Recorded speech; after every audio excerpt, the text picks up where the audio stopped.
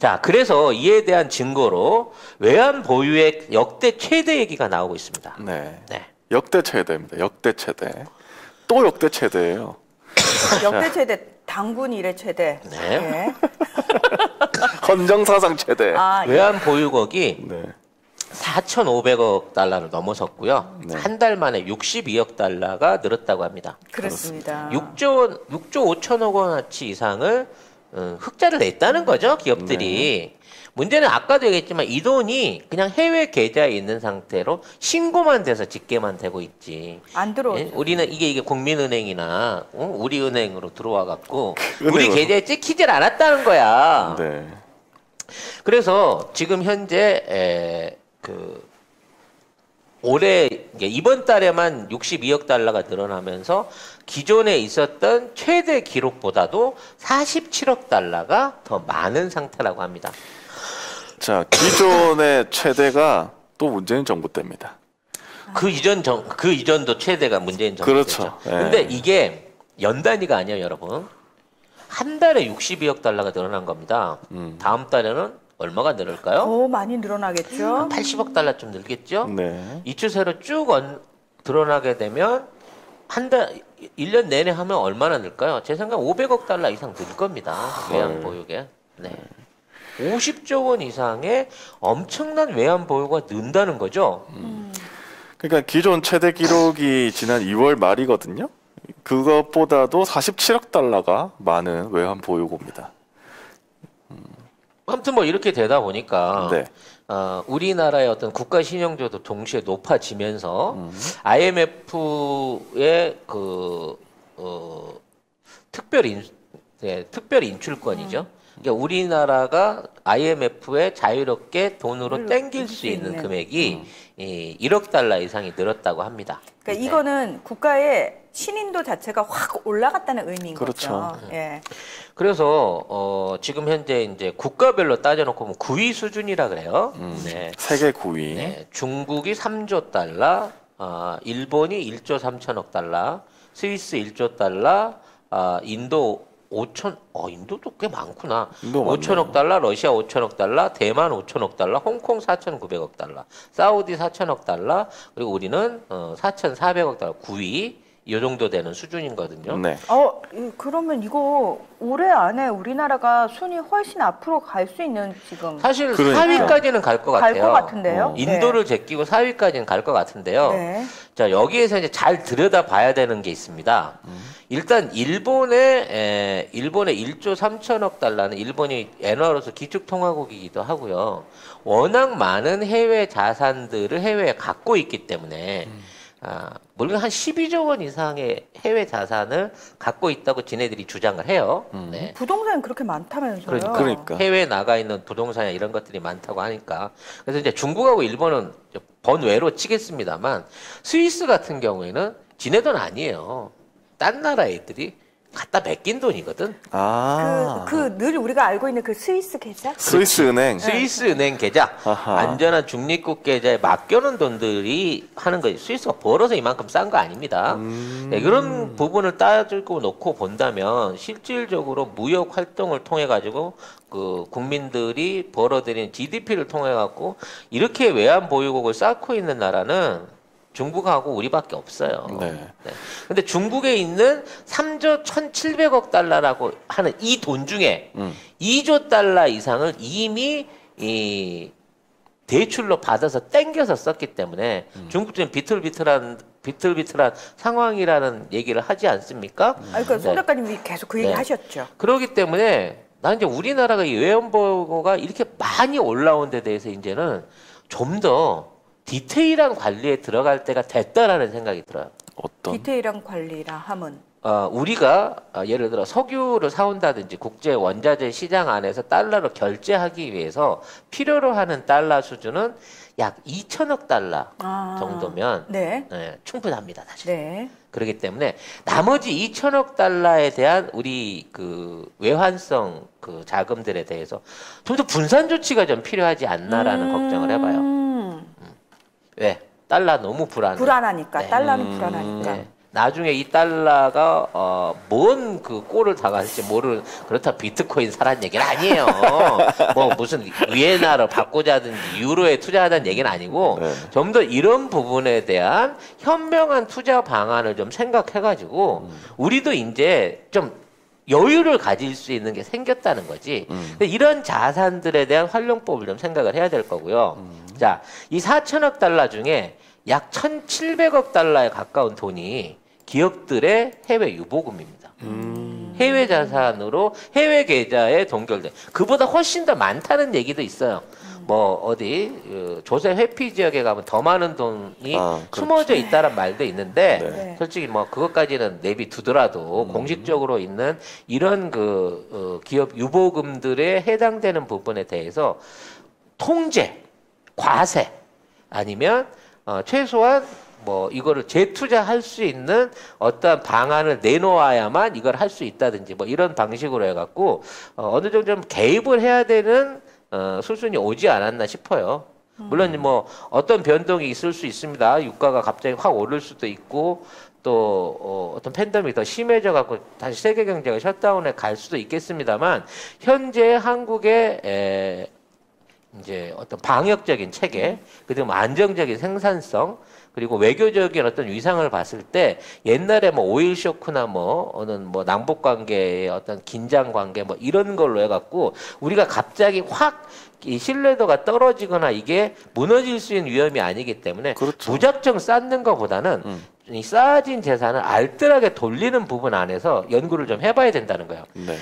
왜 그러냐면 저희가 그 선글라스 광고하니까 많은 분들이 야, 엄마 아빠만 쓰면 꼭 애들이 내 거는 그래서 애들용도 필요하다고 하셔가지고 저희가 정말 0세부터 지금 12세? 선글라스를 아동용으로 별도로 출시해서 지금 추가로 판매를 하고 있습니다. 요게 0세부터 쓸 수 있는 건데요. 이거 보세요. 완전 귀엽죠? 5세 정도 쓸 수 있는, 네. 그리고 이거는 진짜 샤랄라 공주 좋아하는 애기들한테는 요 선글라스가 딱입니다. 지금 종류별로 사실 되게 많으니까 애기들하고 이렇게 아이가 같이 사이트 보고 고르세요. 같이 너 고르면 마음에 드는 되잖아. 거 너 골라 어떤 거 그러고 좋아? 얘기하시고요. 이러면서. 이 코코리 선글라스는요.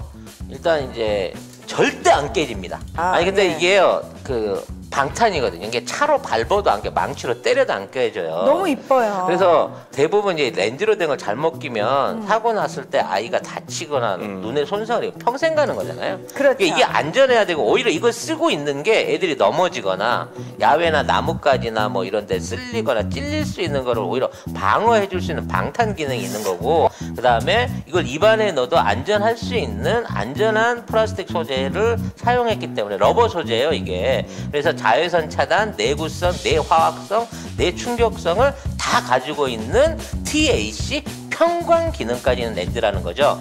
애들 눈 어릴 때 사실 잘 보호해 줘야 되거든요. 그래서 철저하게 검증된 제품으로 씌워 주셔야 되고 가격도 사실 29,900원이면 비싼 편이 결코 아니에요. 이건 깨끗해 보이지만 안에 평광 기능 들어 있는 거라서 그거 자외선 진짜. 차단됩니다. 이게- 그래서 이게 얼마? 29,900원에 하고 있는 겁니다. 홈페이지에 있는 애들 사진 보지 마세요. 기절합니다. 너무 귀여워가지고.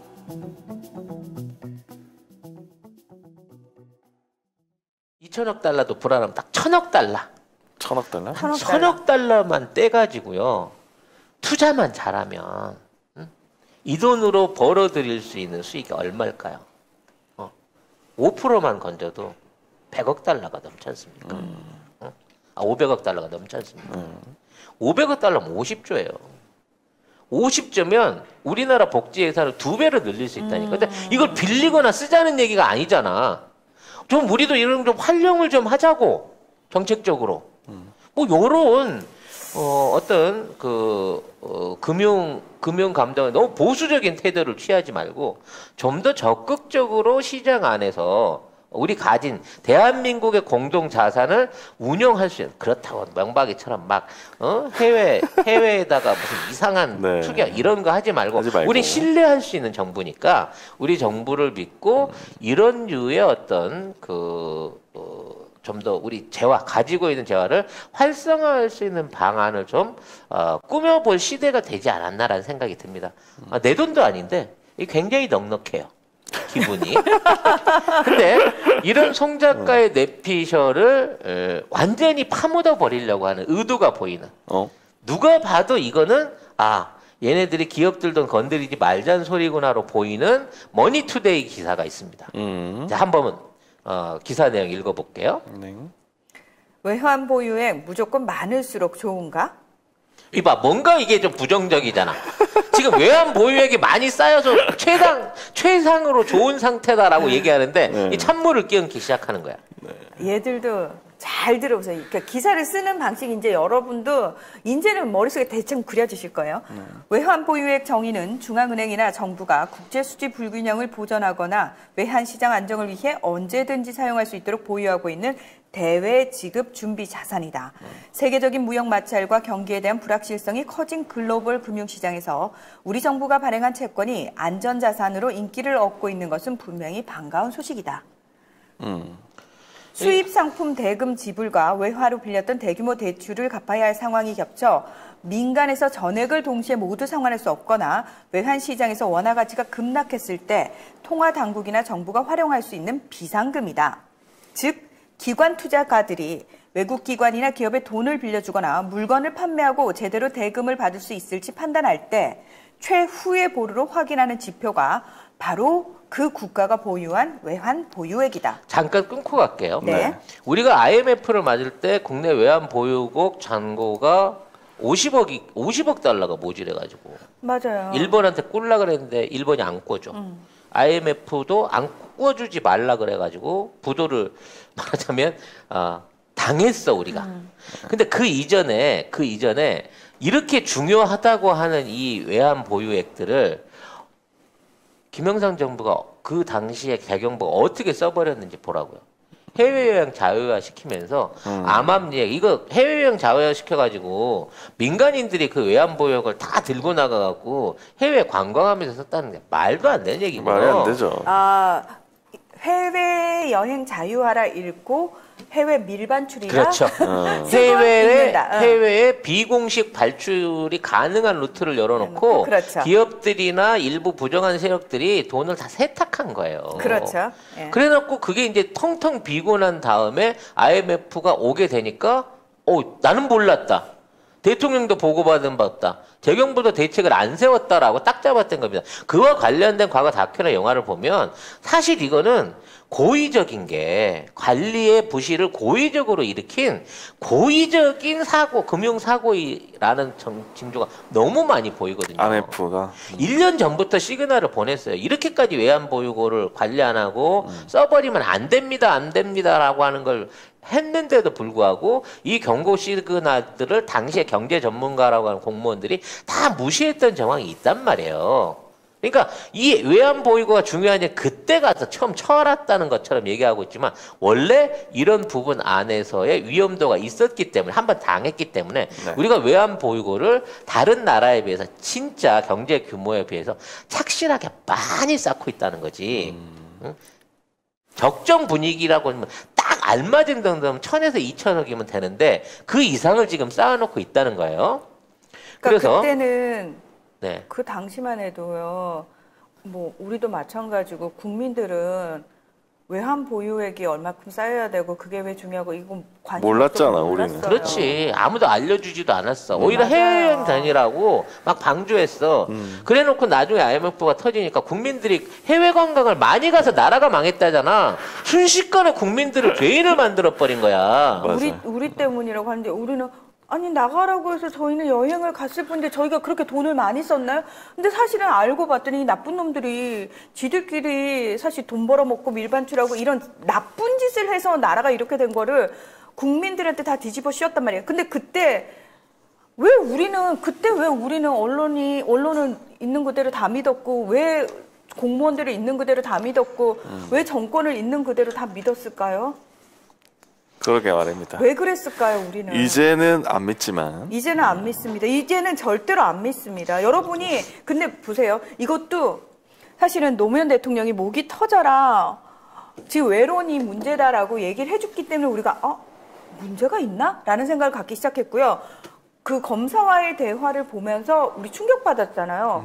검사 저 새끼들이 대통령한테 무슨 짓거리를 쟤들 뭐지? 쟤들이 대통령 머리 꼭대기에 있는 애들이었어를 눈으로 확인했잖아요. 그러면서 이건 우리가 그냥 알아서 잘 하고 있겠지라는 부분에 대해서 그건 아닌데? 라는 생각을 그때부터 막 하기 시작했잖아요. 그 당시에 엄청나게 국내 자산 가치 떨어져 갖고 돈 있는 애들 부동산 편중 엄청 심해졌고요. 네. 우리 우량 기업들이나 주식들 환율 떨어지면서 외국에 헐값에 팔려 나갔다 그래서 우리나라 주식 시장에 뭐 우량한 업계들, 우량한 부동산들 해외 자산이 어마어마하게 많이 사갔어요. 특히 우리나라 금융주들이랑 대기업주들을 많이 노려가지고 그 엄청난 매수들이 들어왔거든요. 나는 얘네들이 진짜 외국인인가 싶은 게 지금 이미 50% 이상, 그러니까 우리나라 우량주들은 50%에서 30% 이상 외국인들이 다 들어와 있거든요. 근데 우리나라에서만큼 이렇게 얌전한 외국인이 없다. 간섭을 안 해. 우리가 흔히 외국인이라고 하면 우리와 머리 색깔이 다른 생각하는데 우리나라에 들어와 있는 외국인들 우리랑 똑같이 생기고 똑같이 머리 색깔 똑같다? 국적만 외국이다. 그러면서 국적만 외국인이다? 자기네 기업, 그러니까 자기가 최대 주주로 있으면서도 이 기업의 운영과 뭐 어떤 감사에 대해서 아무런 관심이 없고요. 예. 그리고 그냥 배당만 받아서 배당만 착실하게 받아서 해주면은 기업을 말아먹든 촌수가 불법을 저지르든 여기에 대해서 아무런 의결권 행사를 안 해요. 나 이렇게 착한 외국인 주주들은 나 전 세계에서 대한민국 주주들밖에 못 봐. 근데 진짜 외국인 있잖아요. 우리랑 머리 색깔이 다른 진짜 외국 기업이나 외국 기관이 만약에 이 다른 이제 외국인들이 소유하고 있는 이 부분과 관련해서 뭔가 그 권리 주장을 하고 목소리를 내잖아요. 그러면 갑자기 외론들이 나서가지고 막 그 외국 기업하고 기관하고 싸워준다. 그래가지고 우리나라 기업이 해외로 넘어간다. 난리를 친다. 삼성이 미국으로 갈 수 있다. 네. 현대자동차 뭐 이런 방식이면 강성 노조 때문에 올해 망한다. 뭐 이런 기사들을 아무런 근거 없이 막 써내고 있거든요. 그러니까요. 하여튼. 아니 근데 왜 언론은 주식회사가 아니야? 씨. 외론들도 경쟁에 내몰려야 된다라고 생각합니다. 내가 이것들이 주식시장에 나오기만 하면 이걸 공매도를 치든 뭘 하든 해갖고 어떻게든 내가 망하게 해버릴 수가 있을 것 같은데 거기서 공매도가 나오네. 왜 이것들은 안 풀리는 거야 시중에? 그래서 안 풀리는 거죠. 아무튼 어쨌든, 그래서 네. 그때 이후로 외환 자산이라든지 국가의 재정 경제 업무에 대한 관심들이 굉장히 국민들이 높아졌어요. 맞습니다. 그러면서 어떻게든 외환 보유고를 많이 쌓자라는 쪽으로 이제 얘기가 가고 있는데 지금 역대 최다를 이루고 있는 이 상황에 칭찬을 못할 만큼 부정적으로 얘기를 하고 있는 기사 계속해서 한번. 근데 이게 부정적인 거는 기사에서 보면 뭐가 있냐면 이 외환 보유액을 확대를 하려면 외국 통화를 매입하는 대신에 자국 통화를 추가 유통시켜야 하기 때문에 인플레이션이 발생할 수 있다. 이렇게 얘기를 하고 있거든요.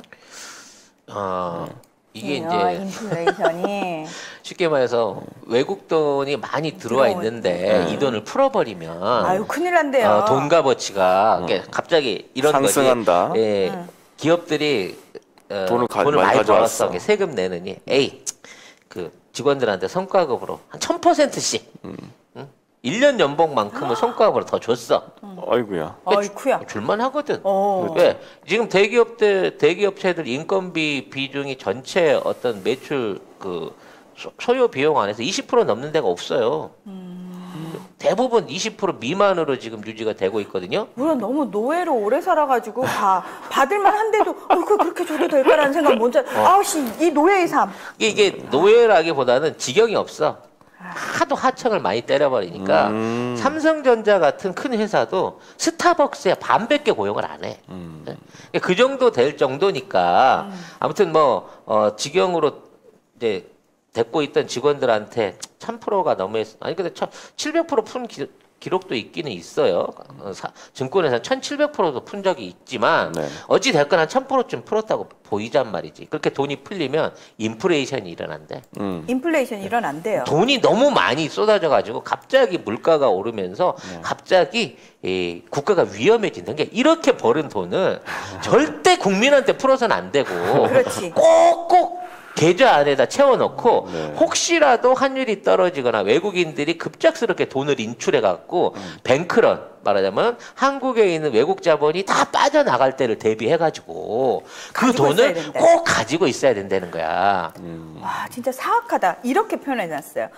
그러나 외환 보유액을 확대하려면 외국 통화를 매입하는 대신 자국 통화를 추가 유통시켜야 하기 때문에 인플레이션이 발생할 수 있다. 이때 증가한 통화량을 중앙은행이 다시 흡수하려면 통화안정증권과 같은 국채를 발행해 증권시장에 매각해야 한다. 채권을 발행하면 그만큼 이자 비용을 통화당국이 부담하게 된다. 이러면서 마치 일어나지도 않은 일을 최악의 상황을 계속. 근데요. 진짜. 대한민국 국채 얼마나 대단한 줄 아세요? 지금 10년물이 마이너스예요. 대한민국의 국채는 10년 후에 100만 불어치를 사잖아요. 그럼 10년 후에 100만 불로 그대로 또는 97만 불만 줘도 아이고 감사합니다 그러고 산다는 거야 외국인들이. 왜? 그만큼 한국 돈의 가치가 올라감으로 인해서 한 차익으로 마이너스 3%쯤의 손실은 감안해도 이게 나중에 더 유리하다는 판단이 서 있다는 거예요. 그렇죠. 그러니까 우리나라가 채권을 지금 외환 안정화 채권 뭐 이런 거를 발행해갖고 한 10억 달러, 게 한 1조 원 정도 풀잖아요. 바로 37대1 막 이렇게 40대1 들어와가지고 싹쓸이를 해가 외국인이.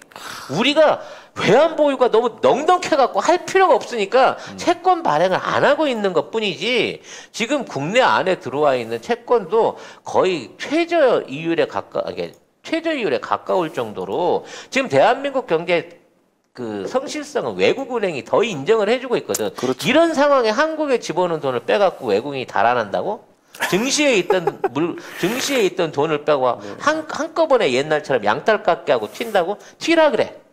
나는 그 뱅크런을 하려는 외국인들을 다 까봤으면 좋겠네. 그리고 제발 좀 한 1,000조 원쯤 해갖고 팔고 튈 것, 뭐 1,000조 원 1,000억 달러 정도 된다. 그럼 100조 원이거든. 100조 원 들고 튀어봐봐. 우리나라 안에 돌아다니고 있는 유동성 현금 자산, 투자를 기다리고 있는 자산이 1,700조 원이라니까. 1,700조 원.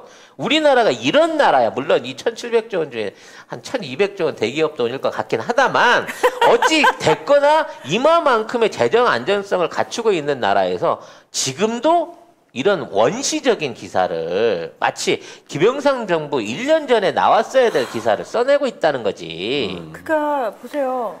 외론들은 그때나 지금이나 똑같이 국민들을 개돼지로 보면서 우습게 보니까 이런 거를 쓰는 거야. 근데 그때랑 지금은 상황이 정말 달라졌거든요. 네. 왜냐하면 이런 송 작가님 같은 진보 유튜버들이 국민들한테 사실은 이래요. 얘들이 여러분을 어떻게 속이고 있냐면요. 이러고 사실대로 다 알려주잖아요. 아니 근데 이거는 이제 송 작가님밖에 거의 못하는 거니까. 아, 송 작가 보유고 아닙니까? 송 작가 보유. 아니 내가 무슨 경제학과를 나와서 서울대 교수이기를 해. 나도 그냥 평범한 일반 시민이에요. 네. 하지만 조금만 생각해보고 조금만 자료를 찾아보고 조금만 판단해보면 이런 것들을 너무 잘할 수 있단 말이야. 송 작가가 작년부터 우리 경제 하반기 풀립니다. 우리 맞아요. 마이너스 성장 안 합니다. 내년 되면 우리 수출 대박 나고요. 경제 성장도 5% 6% 갑니다는 얘기를 그때부터 할 수 있었다 그러면 지금 대한민국에 배웠다고 하는 똑똑한 관료고 공무원이고 교수들이고 은행가들이 투자가들이 분석가들이 이걸 모르겠냐고. 알았겠죠. 알면서 얘기 안 하는 거야. 그래서 지금 많은 우리 애미단 여러분께서 안타까워하세요. 아니 이 방송이 왜 10만이 도대체 안 되고 100만이 돼도 우리가 돼버리면 디지털 조선이 망해버리거든. 송 작가 TV가 디지털 조선과 YTN과 연합뉴스를 인수해갖고 언론 진짜? 지형을 다 네. 완전히 바꿔놓을 것 같거든. 네. 그러니까 유튜브하고 짜고 우리를 이렇게까지 추천을 짜고? 안 해줘가면서 짜고? 네. 구독자를 안 늘려주는 거야. 왜? 10만이 넘으면 우리가 공식적인 채널로 인정받아가지고 딴 데서 쉽게 말하면 입찰이 가능한 수준으로 국가 입찰이 가능한 수준으로 인정을 받아버릴 수가 있거든. 네. 그러니까 지금 많은 분들이 정말 이해 안 된다고 그러는데 사실 이거는 저희도 이해가 안 돼요. 여러분도 이해가 안 되시죠? 그 놈들은 10만이 그렇게 쉬운데 우린 그러니까 이거는 제가 볼 때 진짜 의도적으로 유튜브가 계속 하루에 몇백 명씩을 빼고 있는 게 아닌가. 난 그렇게 생각한. 아니, 여러분 지금 구독자 눌려져 있는지 보세요. 확인해 보세요. 그래, 맞아. 그렇게까지 가지 맙시다. 어느 날 갑자기 난 안 그랬는데 아니야. 구독자가 지워져 있어요. 나 이런 얘기 들은 적 그렇게까지는 하지 있다. 맙시다. 어쨌든 이 외환 보유액이 넉넉하면 외국에서 빌린 돈을 갚을 수 있는 우리나라 능력도 상승해서 대외 신용도가 상승하는 거잖아요. 그럼 좋은 뉴스니까 이런 거는 좀 많이 좀 좋게 좀 써줘라. 좋게 좀 써줬으면 좋겠고. 다른 나라 돈들이 와서 우리나라 증권 사보려고 난리고 저게 우리나라 누구한테 빌려주려고 지금 좋게 써달라고 난리인데 얘기를 하시는 거예요? 외론들한테. 에휴, 니혼고로 얘기해 알아들어. 아씨, 어쨌든 외론이잖아. 그랬으면 좋겠다. 그리고 이런 한국어 못 기사들이 알아들어. 포털에 잘 많이 올라왔으면 좋겠다. 네, 이 생각을 했습니다. 네. 얘들이 한국어 못 알아듣는 외론이잖아요. 근데 아까 댓글에 그게 있어요. 기레기들이 이제 길 가다가 쳐 맞아봐야 우리 국민들 무서운 거 알지 이러잖아요. 외론이어서 한국말 우리가 그렇게 얘기하는데 못 알아듣잖아요. 근데 얘들을 취업하잖아? 그러면 한국말을 해. 나 못 알아들었어요 하던 애들이 오늘 한국말이 술술술 하겠는데 취업하게 되면. 하긴 뭐 박근혜 이명박 때 언론 막 압박하고 이러면 또 말 잘 듣습니다. 잘 들어요. 예. 옷 가지고도 막 일면 박근혜 옷이 막 이렇게 했다면서 옷으로 막 찬양하고 막 이러고 있죠. 그 진짜 색깔별로 왜 사진 쫙 해가지고. 네. 빨주노초 띄웠잖아요. 반환보 이렇게 해가지고 저 그때 박근혜 진짜 옷 충격 먹었어요. 동아일보였나 어디였지? 네. 그게 아직도 뭐, 있잖아요, 여러분. 기억이 안 나네. 어디였죠? 아무튼. 아무튼 그때 외국 정산들 다 흰 옷 입고 나올 때 혼자만 퍼런 거 입고 나오고 막 아니 저 칼라 감각이 왜 저러나 그랬더니 코디가 안 튀었어. 코디가 최순실이었다. 코디가 최순실이가 그렇게 된 거였어. 아무튼 뭐 이런 상황인 거고요.